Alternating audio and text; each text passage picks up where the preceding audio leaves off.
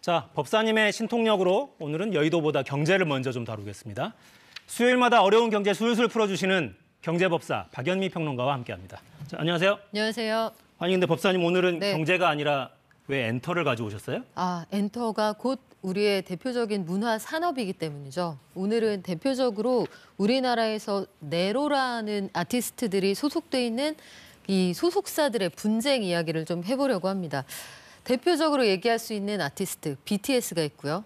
또 NCT, 에스파, 뉴진스, 르세라핌 이름만 들어도 화려한 이 회사의 면면을 가지고 있는 이 회사들이 지금 경영권 분쟁의 한창입니다. 네, 잘 모르겠어요 누군지. 네. 자, 방탄 소속사 하이브, 카카오 엔터테인먼트 이 양사가 경쟁하고 있다 이런 이야기도 많이 나오던데? 지금 그 문제의 핵심에 있는 게 뭐냐면 SM 엔터테인먼트라는 회사를 세웠던 이수만 전 대표가 가지고 있는 이 지분을 하이브가 인수를 하겠다라고 발표를 하면서 시장에 정말 큰 엔터 공룡이 탄생하는 거 아니냐 이런 얘기가 나왔는데 SM이면 1등 회사인데 사실. 그렇죠. SM이 사실 이수만 씨의 이름을 딴 내용입니다. 수만 기획이었어요. 원래 회사 이름이. 그래서 SM이 낫네요 이름. 네, 그래서 SM 엔터테인먼트의 지분을 확보해서 하이브가 이제 엔터 공룡으로 거듭날 거냐 아니면 이 이전에 이번 달 7일에 카카오가 현재 SM을 운영하고 있는 경영진과 함께 맺은 계약에 따라서 카카오가 SM의 2대 주주가 돼서 이 회사를 기존 방식 그대로 유지를 하면서 새로운 경쟁 체제를 만드느냐 이걸 두고 논란 중인데 결론부터 말씀드리면 이수만 전 대표는 하이브하고 나는 손을 잡겠다. 카카오에 지분 넘기는 거 나는 반대다. 법원에 지금 가처분을 신청해 놓은 상태입니다. 그러니까 핵심은 SM 내부의 경영권 다툼 이렇게 인식을 하면 되겠군요. 그렇죠. 이수만 전 대표 입장에서는 나는 이런 방식의 경영권이 그러니까 손이 바뀌는 건 원치 않는다. 이건 현 경영진의 일종의 반정이다. 이렇게 주장을 하는 거예요. 반면에 현재 경영진들은 어떤 주장을 하고 있느냐. 행동주의 펀드하고 그 외부 자산운용사에서 2019년부터 꾸준히 SM의 변화를 요구해왔다. 그래서 SM이 가지고 있는 지배구조가 낡았기 때문에 회사가 가지고 있는 지적재산권이나 여러 가지 경쟁력에도 불구하고 주가가 오르지 않는다는 평가가 꾸준히 있었다. 그 중심에 이수만 전 대표가 가지고 있는 지분, 그리고 이수만 전 대표에게 지불해왔던 로열티, 라이크 기획이라는 자회사가 있습니다. 이쪽에 이 프로듀싱을 맡기면서 연매출의 6%씩을 줘온 이 잘못된 계약 등을 해소하는 게 SM이 큰 회사로 나아가는 지름길이다 이렇게 얘기를 하고 있는 거예요. 야, 근데 그 계약 형태는 이 대기업 집단, 재벌그룹에서 통행세처럼 뭔가를 떼가던 이런 거랑 좀 유사한 느낌 들기도 하네요. 네, 이게 참 묘한 것이 그 당초에 한 20년 전으로 시계를 돌려보면 제가 그때 문화부 기자였거든요.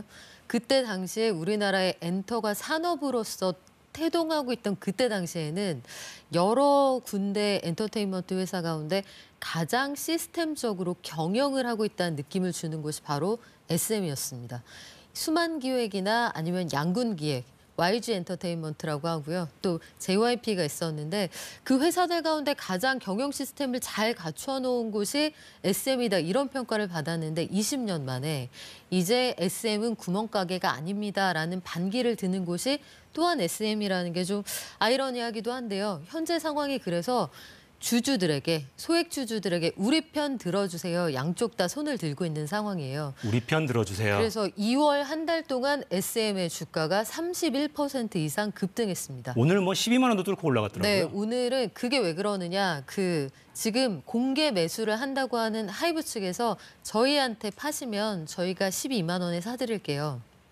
그런데 아직 전쟁이 끝나지 않았잖아요. 3월 6일에 SM 주총이 있는데 이때 표대결까지 갈 수 있다. 이런 상황이 벌어지니까 어느 쪽에 팔아도 소액 주주들 입장에서는 손해나지가 않는 장사이고 하이브가 공개적으로 매수를 해주겠다고 약속한 금액이 12만 원입니다. 그런데 오늘 12만 원 위로 훌쩍 올라가 있는 상태고 오늘만 해도 한 5% 가까이 올랐더라고요. 그러면 카카오가 이미 2대 주주가 되겠다면서 우리가 신주도 발행하는 그 돈도 내고 전환사채도 발행하는 그 돈도 내서 한 2천억 원 우리는 쏠 각오가 되어 있다. 현재 경영진하고 이 편을 먹었는데 카카오가 여기서 물러날 거냐 아니면 하이브와의 어떤 화해 제스처를 취할 거냐 중간에서 단단히 뿌리 나 있는 이수만 씨를 어떻게 설득할 거냐 이 과정은 현재 진행형입니다. 네. 자, 문화부 기자 출신 경제법사시니까 아실 것 같아요. 자, 하이브는 이미 거의 글로벌 기업으로 그렇죠. 성장해 있는데 네. SM을 원하는 이유는 그럼 뭐라고 봐야 됩니까? 하이브가 가지고 있는 경쟁력은 결국은 아티스트죠. 아티스트인데 SM이라는 독보적인 그 1세대 엔터테인먼트 회사가 가지고 있는 지적재산권 역시 막강합니다. 현재도 NCT, 에스파, 뭐 소녀시대, 샤이니, 엑소 이런 그룹들이 여전히 쟁쟁하게 활동을 하고 있고요. SM이 가지고 있는 기획력 이런 것들을 높이 사기도 했고 궁극적으로 보면 이건 엔터 산업하고 플랫폼의 결합이 앞으로 어떤 전선을 형성할 것이냐 거기까지 보셔야 되거든요. 단순히 아티스트 대 아티스트의 경쟁에서 그치는 게 아니라 하이브는 이미 네이버하고 손잡고 우린 글로벌 시장으로 나가겠다 선언을 한 마당이에요. 그런데 이 와중에 카카오랑 SM이 편을 먹고 여기서 어떤 연합전선을 구축해서 해외에 웹툰도 팔고 드라마도 찍고 메타버스도 만들고 이렇게 한다. 하이브 입장에서는 하이브가 사명을 빅히트해서 하이브로 바꿀 때 제일 처음에 내세웠던 게 세계 최고의 엔터테인먼트 라이프 스타일 플랫폼을 만들겠다라고 했거든요. 그냥 기획사가 아니라 플랫폼을 만들겠다. 겹치죠. 이렇게 되면 카카오하고 하이브가 결국은 궁극적으로 놓고 싸우는 시장이 겹치게 됩니다. 그래서 SM이 카카오하고 편을 먹으면 안 되는 거죠. 그래서 이런 큰 그림들이 밑단에 작용하고 있는 거라서 어느 쪽이 더 옳고 그르냐 글쎄요. 이거는 단순히 옳다 그르다로 말할 수 있는 상황은 아닌데 한국이라서 가능한 싸움인 것만은 분명합니다. 어떤 면에서 그렇습니까? 세계 최고의 엔터테인먼트 회사들이 한국에 있다. 그리고 세계 어디에서나 소구할 수 있는 아티스트들이 한국에 굉장히 많다. 하이브가 SM을 흡수할 때 우리가 우려하는 것도 그거잖아요. 소위 스엠스러움이 사라질까 봐 그걸 우려하는 거고 하이브하고 SM이 같이 갔을 때 SM 안에 직원들이 걱정하는 것도 역시 마찬가지입니다.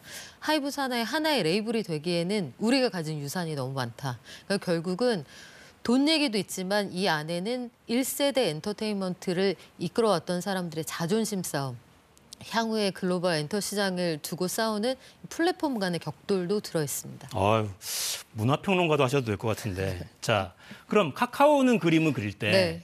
어떤 그림을 그리면서 손을 잡아야겠다 이렇게 결정을 한 겁니까? 카카오는 카카오 엔터테인먼트라는 회사의 상장을 준비하고 있어요. 카카오 엔터의 상장. 그렇습니다. 카카오 엔터테인먼트라는 회사는 뭐냐? 2021년에 카카오 페이지랑 카카오 M이라고 하는 그러니까 웹툰부터 시작해서 뭐 여러 가지 콘텐츠들을 유통하려는 회사를 한 군데로 모아놓은 콘텐츠 전문 자회사예요. 근데 이 회사가 상장을 준비하려고 하면 우린 이런 게 있어라고 내세울 게 필요하잖아요. 그러니까 우리가 가진 구색이 뭐냐? 우리 캐빈 안에 뭐가 들어있느냐?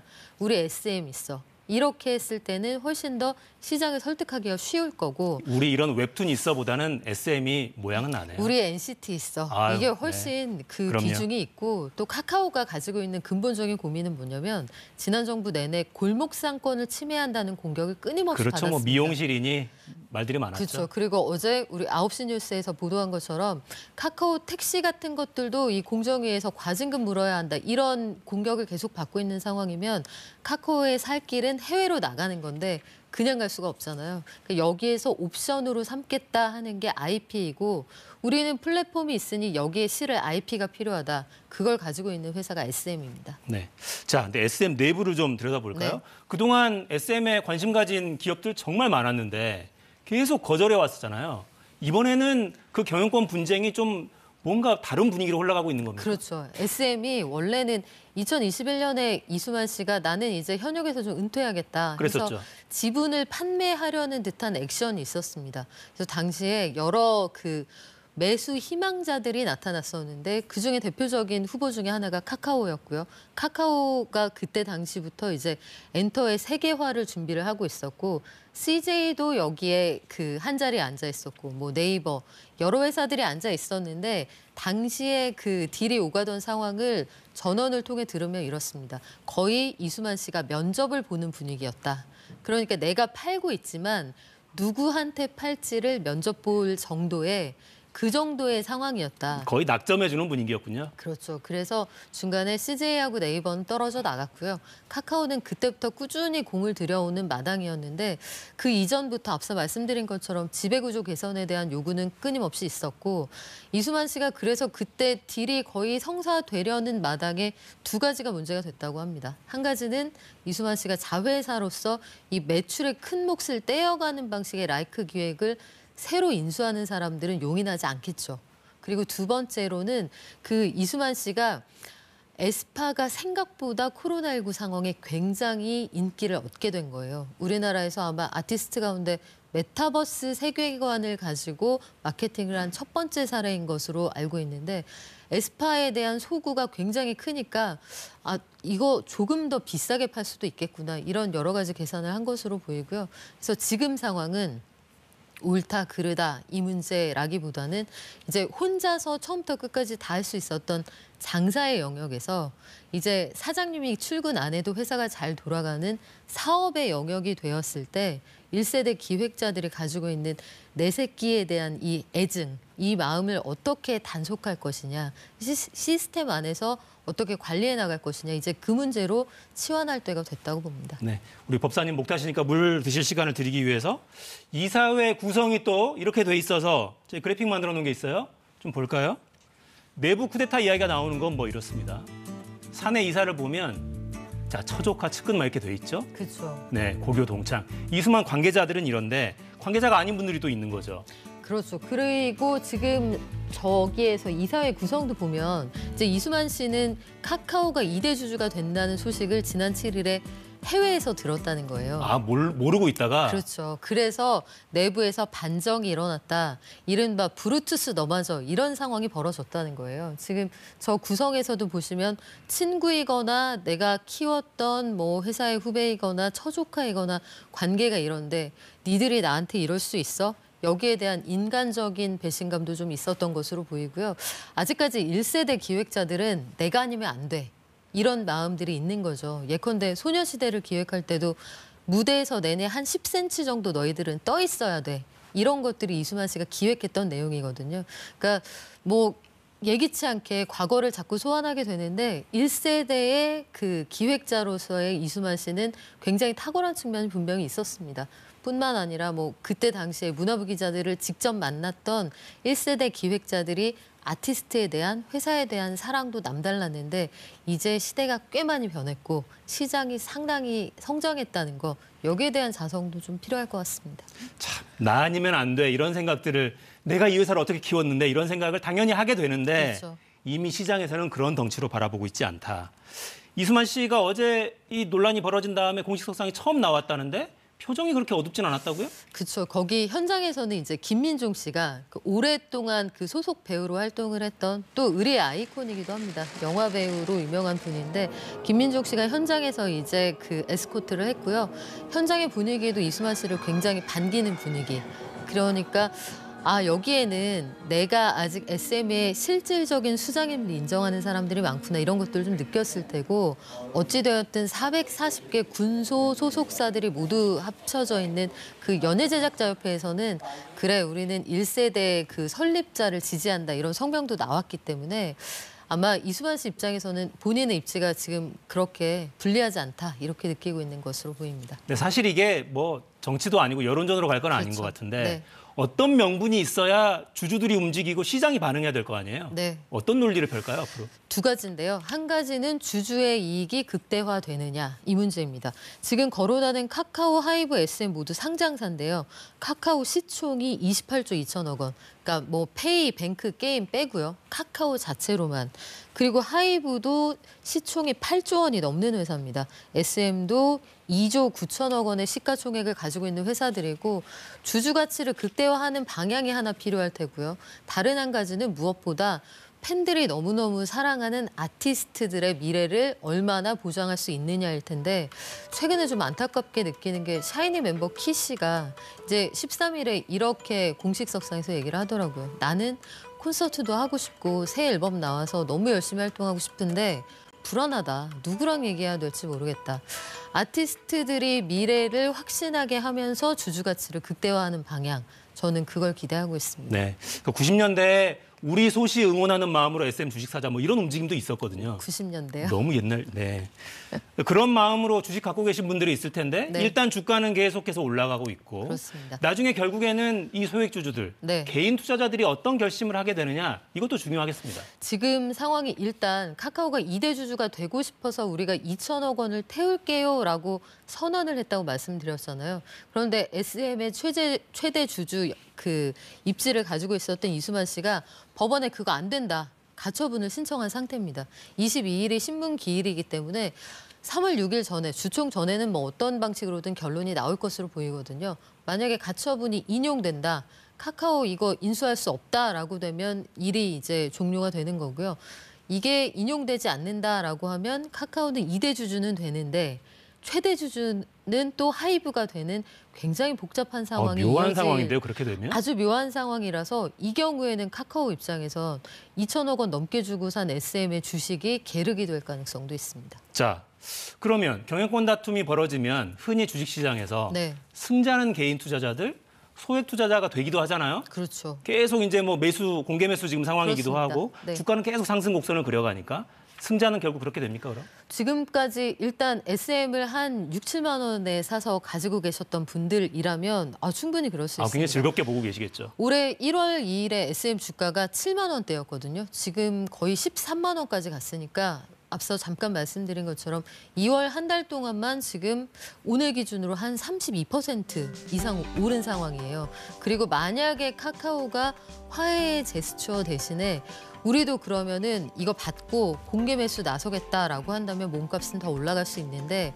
이미 너무 많이 비싸져 있는 상황이기 때문에 진짜 많이 오르긴 했네요. 그래프 카카오가 보십시오. 그렇게 할 거냐 그건 일단 모르겠고요. 다만 돈이 없는 건 아닙니다. 카카오가 지난달에 싱가포르 국부펀드, 사우디 국부펀드에서 1조 원이 넘는 돈을 그 투자를 받았거든요. 실탄을 든든히 챙겨놨네요. 그렇다면은 정말 전면전에서 실탄을 쏘겠다라고 하면 쏠 수 있는 상황인데 이걸로 얻을 것과 잃을 것을 치열하게 계산할 것으로 보입니다. 자, 법사님 모셨으니까 또 전망을 내다봐야죠. 끝은 어떻게 예상하십니까? 글쎄요, 이게 참 쉽지 않은데. 쉽지 않으니까 여쭤보죠. 네, 쉽지 않은데 저는 일단은 전체적인 지금 분위기가 지배구조 개선은 필요하지만 SM에서 어쨌든 이수만 씨는 의결권을 하이브에 넘긴 상태이고 카카오는 아직 의결권을 확보하지 못한 상황이거든요. 3월 6일이 주총인데 이런 상태로 주총이 열린다라고 하면 하이브가 비싸게 개인들의 주식도 사준다고 했고 현재로서는 하이브와 이수만 씨의 연대가 약간 유리한 곳에 있지 않나 이런 생각을 해봅니다. 네, 다툼이 생겼는데 일단 키를 잡고 있는 건 하이브 쪽이라는 얘기예요. 계속해서 싸움은 진행이 될 텐데 주식 갖고 계신 분들은 행복하시겠네요. 자, 마무리하겠습니다. 경제법사 박연미 평론가였습니다. 고맙습니다.